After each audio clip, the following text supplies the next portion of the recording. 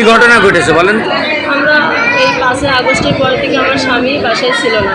পরে প্রশাসন ধরে এই 2 মাস বাসায় নিয়ে গেছি, কিন্তু ওনার বাসা থেকে বেরোয় না বেরোনোর পরে হঠাৎ করে আজকে 5 জন লোক এসে আচমকা অবস্থায় ঘরের থেকে টেনে হিঁচড়ে রাস্তায় নিয়ে যেয়ে বাঁশ দিয়ে তারে মেরে হাত পা ভেঙে দিয়েছে। আমি ঠেকানোর চেষ্টা করেছি, আমাকেও মেরেছে, মেরে মনে করে রক্তাক্ত করে দিয়েছে। কি জন্য মারলো?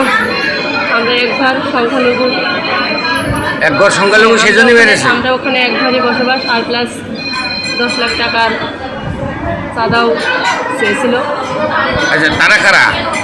এখন প্রথম অবস্থাতে এখন সামনে যারা এসে তারা এসে লতা আর আসন্ন, আর 3 জনের আমি নাম চিনি না।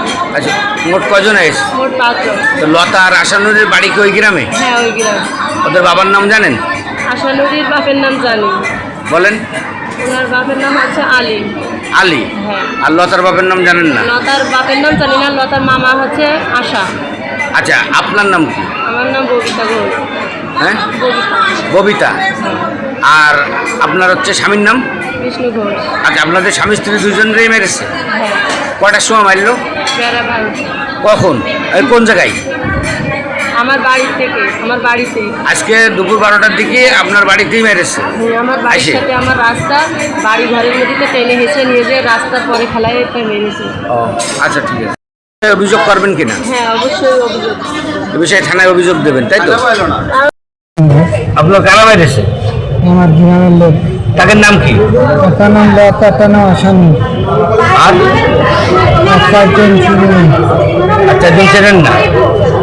আচ্ছা, আপনার হচ্ছে কি কারণে মারলো? 5 আগস্টে, 5 আগস্টে আমার বাড়ি লুটপাট করে আগুন ধরাই দেয়। আমি একা কিন্তু আমি টাকা চাই 10 লাখ। ও বাবা, আজকেও শোনা চেন ছিঁড়ে নিয়ে গেছে, মোবাইল নিয়ে গেছে। দেখি 4-5 জন ঘরের ভিতর ঢুকে মামার টানতে টানতে নিয়ে আসে না, যে একটা ওই পাশে নিয়ে যেয়ে শুধু 22 দিয়ে বেরোয় আছে 4-5 জনে। পরে মামি ঠেকাতে গেছে, মামিরও মেরেছে, মামির গলার চেন নিয়ে এনেছে, তার মামির মোবাইল কেড়ে নিয়ে চলে গেছে। আচ্ছা, আপনার মামার নাম কি? বিষ্ণু ঘোষ। আচ্ছা, ওনার বাবার নাম কি?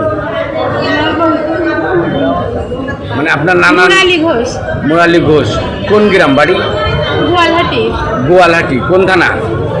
ঝিকরগাছা থানা। জিগরগাছা থানা। জিগরগাছা থানার ভারপ্রাপ্ত কর্মকর্তা বলেন, লিখিত অভিযোগ পেলে আইনগত ব্যবস্থা গ্রহণ করা হবে।